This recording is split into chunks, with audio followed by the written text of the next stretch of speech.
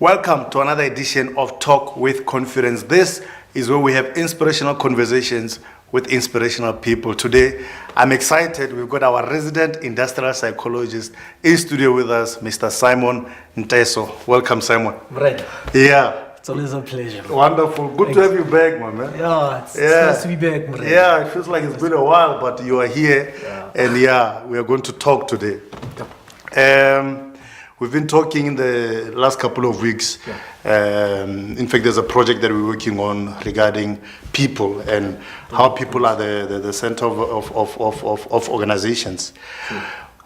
In terms of your experience, I mean, you're an industrial psychologist. You work with people each and every day. People, contract your services to come and help them with their people. What are some of the challenges that people face when they enter organizations? Well, from what I've seen, it's the issue of expectancy between two parties. At times getting a person into an organization is quite easy because most organizations tend to use interviews. Right. They tend to use interviews, and with interviews we put our best foot forward. Yeah, definitely. Wear your best tie, your best suit. Best tie, everything to us communicates only the good about you. Yes. And then you get a person into an organization only to find that the person doesn't quite gel into the organization, or the person is not quite what we're looking for. Rather, and then to find that there's an incongruence of expectancy. A person is in an organization and they are failing to meet or adhere to the standards that are required within the organization, and there's a lot of how shall I put this? There's a lot of a misalignment, and it causes stress not only on one side but on both sides.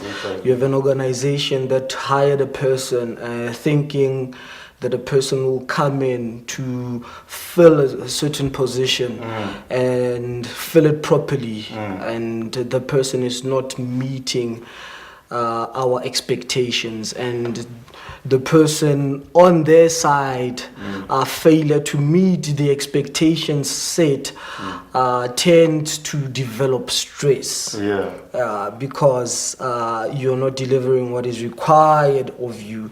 So there's a lot you can talk about when it comes to organizations and a lot of dynamics that transpire within organizations. I mean, what you're talking about is quite interesting, and for me the question becomes: is it a matter of competency, lack of competency, or is the person competent but they just need training to unleash that competence? What do you think the dynamic there is, or what the cause is? At times, to be honest, it can be either or, because at times you get people that are deemed in psychological terms as late bloomers. Those are people that come in with potential, right? But they are not displaying productivity yet. Okay. Mind you, let me just, on that note, expound that there is a significant difference between productivity and potential. Just because a person is highly productive doesn't mean that they have potential. Simply put, let me just give an example. You'll have someone who's very good as an accountant, right? Very good, very productive, but the person's productivity doesn't actually indicate that the person will be able to assume a higher position within an organization and still flourish at the rate they are flourishing within their current position. So, with that being said, going back to the theory of late bloomers, you could have a person who's just who has the potential to be able to assume that higher position within an organization, but not necessarily high performing as some people. So there's a lot of dynamics around that. That's why at times organizations make use of psychometric tests in order to be able to determine who of their people within the organization are high performers and have high potential. So I mean that's quite. I like that, and I wanted us to get to this point where you're talking about the assessment, because that's a large part of what you do. So what is involved in the psychometric test? Psychometrics enable us to see what we deem as latent variables. Latent variables are things that we cannot see, right? That are there but cannot be seen physically. Such as? Intelligence. Yeah, we cannot see your intelligence, but it will be on display when you do some things. Right? So we measure such things. We measure such things in order for us to be able to see if a person has potential for something. Remember the last time in one of our interviews we spoke about career guidance and determining if a person will be best suited for a certain field of study. And we make use of psychometric tests in that regard as well, because they enable us to see a person's potential and what would best suit a person in terms of field of study. So those are the latent variables that are measured in the psychological space, because we can't see these things, and the only way to unravel these things is through psychometric testing. So they enable us to see if a person is, even if they are a high performer, have that potential to be able to assume a higher role within an organization.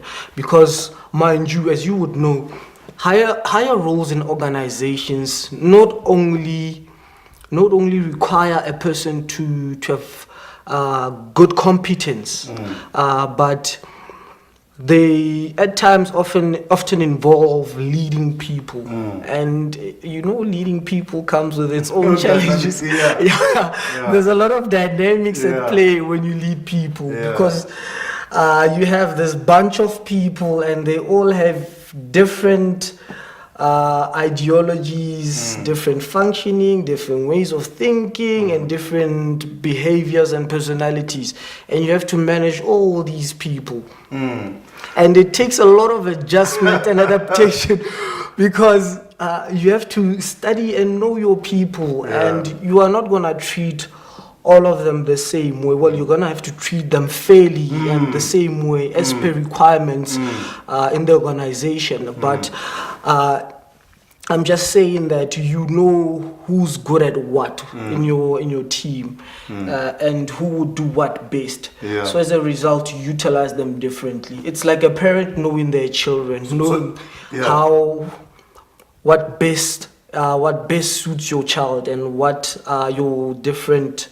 what your children in their different aspects flourish in. I like that analogy, because as the parent analogy, because you may have 4 kids, but you know their strengths, and you know that if with this one I may have to enforce things a little more because their personality demands that I do that. So with leaders, you're saying it's important that you know your people, you know their personalities, you know what the dynamics they're facing are, so that you can adjust yourself and treat them equally fairly, but differently, because differently can still mean fair.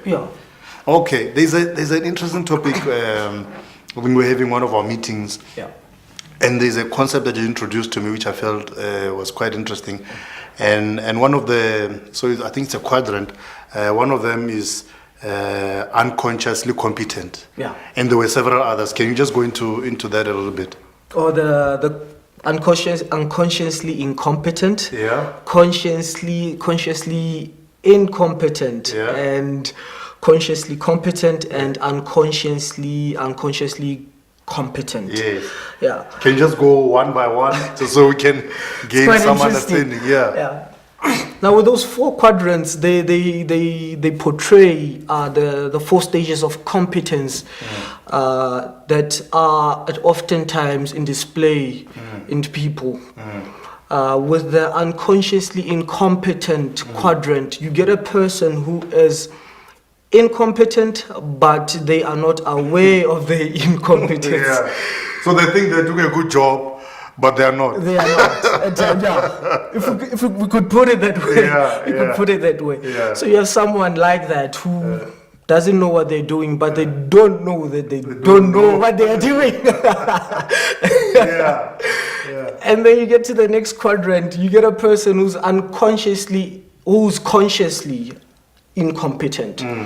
So this is a person who knows that they can't do something. They know they are incompetent in something. With such people, the advantage is that knowing that you can't do something actually opens room for you to be able to seek help in terms of upskilling yourself. Right? Knowing that you are not good at something is an opportunity for growth. Yes. So typically these people would go out and seek growth, either from their managers, either from people around them, or whichever way that they would pursue this growth. Right? And then with the next quadrant, you get someone who's consciously competent. Yes. They're good and they know it. They can do, they're good and they know it. And they know what they're doing. Yeah. They are fully aware that they can do something and they can do it. Yeah. For such people, what is the danger? I mean, could you get to a point where maybe you think you don't need any growth? At times, it just depends. It's a matter of mindset. Yeah. I do feedback sessions on psychometric tests most of the times, and I always start this conversation with candidates who have undergone psychometric assessments with this statement that growth is a continuous process. One cannot get to a place where they can boldly say that they have made it in terms of developing and upskilling themselves. People always learn. It's continuous. You can't get to a place where you say that you've grown enough. Yeah. Because if you get to that place, you're inviting complacency in. And complacency will bring stagnation. Yeah. I like to use this example when I speak to them. You get into an organization, fresh from varsity, you're a graduate, you occupy a graduate position. You are not content with just being a graduate. You look at the people within the organization and you aspire to be like your manager. What do? You work towards being a manager one day. And then you get to become a manager one day, hopefully. And then you see that, okay, I've worked towards being a manager, but I think I can still do more. I think I want to give that executive position a shot. Yeah. You work towards being an executive and you get there and you feel like, okay, I want to be a CEO now. You work towards that because, and then you get there and there'll always be something that you aspire towards. Because I always tell people this, different stages require different attributes, characteristics, and competence. We can't take you from a graduate and put you in a CEO position. You'll fail dismally. You need to build yourself up towards that position. And that's why I say that development is a continuous thing, because you need to prepare yourself for positions that you will occupy in future and the positions that you would want to occupy in future. So you grow into success. You grow. It's a continuous process, and at times it's very intentional. It's very intentional. A person who doesn't want to grow is a person who doesn't see themselves becoming something better than they are currently, and which is a bit of a problem, because in my view and personally, as per my personal conviction, I believe that there's always room for development within a person. You just have to find that area that interests you within yourself to develop it and then give it a go. Wow. Because one of the things that I've come to see within myself is that the thing that you take interest in and that excites you is most likely where you will grow the most. Yeah. If there's passion, if there's fuel, the car will go. Yeah. If there's fuel, the car will go. Yeah. So it takes interest to most likely to at times fuel this development. I mean, in your career, you interact with a lot of different organizations in and out of South Africa.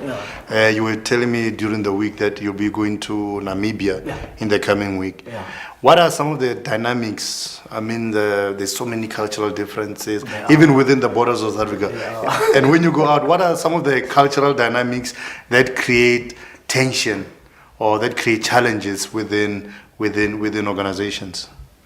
It doesn't have to just be cultural, but some of those dynamics that, as people, because whenever you're working with people, there may be differences of opinion, differences of views. Exactly. So what are some of those challenges that you've practically seen as you're working? As we are on global conference television now, the word global broadens spectrums. I don't know if you've noticed, but I'm sure you are aware. There's been quite a huge shift in the way business is done, because a lot of businesses there are no borders anymore that restrict business and organizational functioning, for lack of a better word. So there's nothing stopping you from being a South African organization and doing business in other countries, and the same for other countries here. And as a result, organizations are open to hiring people from other countries. You know why? Because there's a lot of advantage that comes with bringing fresh perspectives into an organization. Because one of the driving forces in organizations is creativity. And I don't mean creativity in a one dimensional aspect, but creativity applies across the board. There's creativity in the way we execute our tasks. There's creativity that goes into developing solutions for your clients. The way you present a product. There's a lot of creativity that goes into a lot of things that organizations do. There's for instance, there'll be creativity in a way that you write up a report. For instance, there's creativity in the way you write a book. You write it differently, and I'm just making this example to deepen what I'm saying about creativity.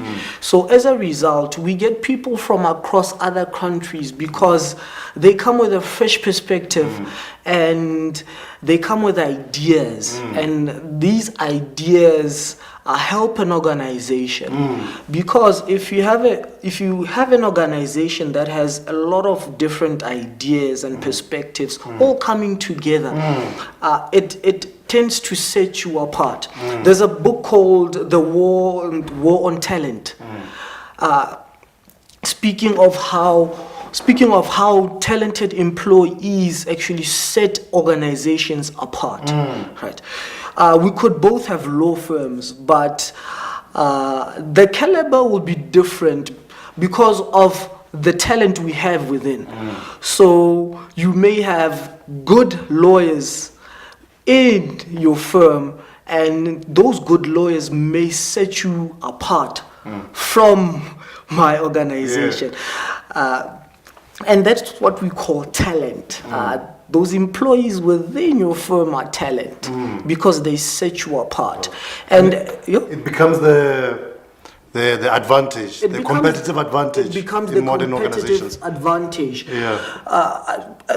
We deal with, in my line of work, we deal with a lot of organizations, big organizations, and there's a shift that has come recently, or that has been taking place recently, but that most organizations are taking note of currently now more and more. And it's that investing in recruiting the right person who will be able to do their job and will be competent enough actually sets you apart. Because if you can hire someone who will be able to perform off the bat, saves you time. Yeah. And it sets you apart because if that person knows how to do their work well, it saves you money in training the person, saves you a lot of time, and the person immediately contributes towards the bottom line, and it's good for the business. So it's good to hire, or it puts you at a better place when you get someone who's competent right from scratch. And that's what I'm talking about when I allude to talent. Talent. So the war comes when countries like, for instance, something that is quite that we see most of the times. For instance, Dubai. People want to go to Dubai. People want to go work in the Middle East. And it's easy for them to go work there because the pay is good. They don't get taxed. And I mean, organizations in a country like Dubai then become attractive, to the best talent in the world. Because I mean, if for instance, if you're South African, and you know you're getting X here, and they say we're gonna give you X times 2 plus Y. It's alluring. Jump ship. It's alluring. The war on talent. And I mean, I like the global conversation because I do believe that, you know, we are operating in a global environment. This show is not restricted to viewers in South Africa. There's somebody in the US, in the UK, that can go online and access the show. So the world is very much global. It's very open to one another. And I mean, with today's skill set or the type of skills that we're imparting on graduates, do you believe that they are enough, or do you think that we are below par in terms of world standards? Can somebody graduate from a South African university or TVET college and compete on a global scale? In some cases, yes. In some cases, no. Okay, explain. That is why you have, can I say this? That is why you have companies that have global graduate programs. They expose their graduates to the way business is done in another country. Right? Because countries operate differently. There's legislations that are in play. In South Africa, we have affirmative action, employment equity, and the likes. So there are different dynamics. There are different dynamics in each country. But in terms of the business environment and organizational cultures, there's a lot of difference. And that's why I was saying that at times companies expose their graduates or that have just come in to other aspects of their business in other countries, so that they are able not to only function within their country, but can also be taken to another country to work there for a certain time, and they don't need much. They don't need. There's not a lot of trouble adjusting to the environment and what that specific environment requires of them. So Because there's some for training. yeah, there Before is some for training. I mean, going back to the question of the challenges, I'm a South African graduate, and I'm recruited to go to Dubai or the US or China, or there's a foreign national that has come into South Africa, and suddenly you meet, maybe you didn't get that for training, suddenly you meet people who have adverse views to maybe your religion. Perhaps there's instances of racism. Perhaps there are people who look down upon your culture. Just those different. How does one arm themselves or equip themselves for the challenges that one is bound to encounter, especially if it's a foreign environment, even if it's foreign within the borders of South Africa, but maybe you come from a rural environment. Suddenly you are in a corporate environment, and there are all these different challenges that we've mentioned. How does one equip themselves for those challenges? Well, it's very hard to. That's a very hard topic. That's why we have policies within the organization that are also governed by the constitution.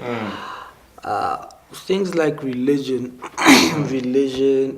religious background, and the likes are things that I think cause a lot of conflict because of different ideologies and views.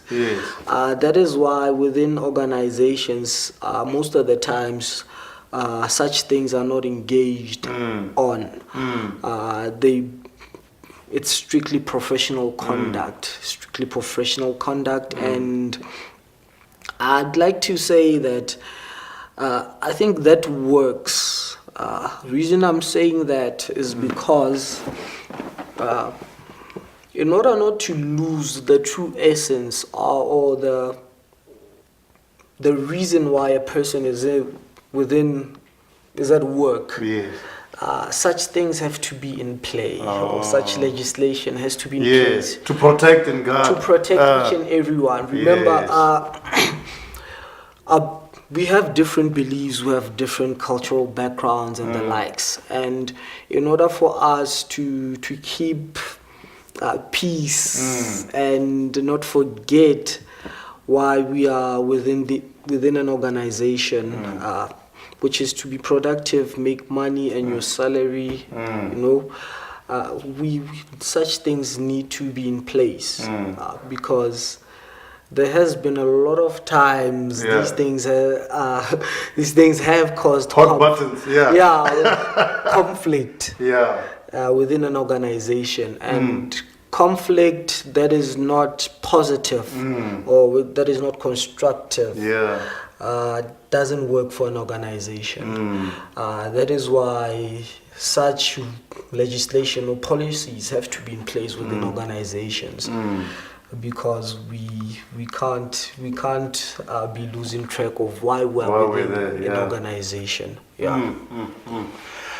Well, Mr. Simon J. We forgot the last quadrant. Oh, there was a last quadrant. Okay, what was the last quadrant? The last quadrant is unconsciously competent.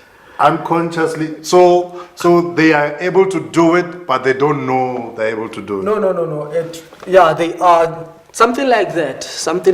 But within this last quadrant, a person is able to do something without even having to apply their mind consciously. Explain.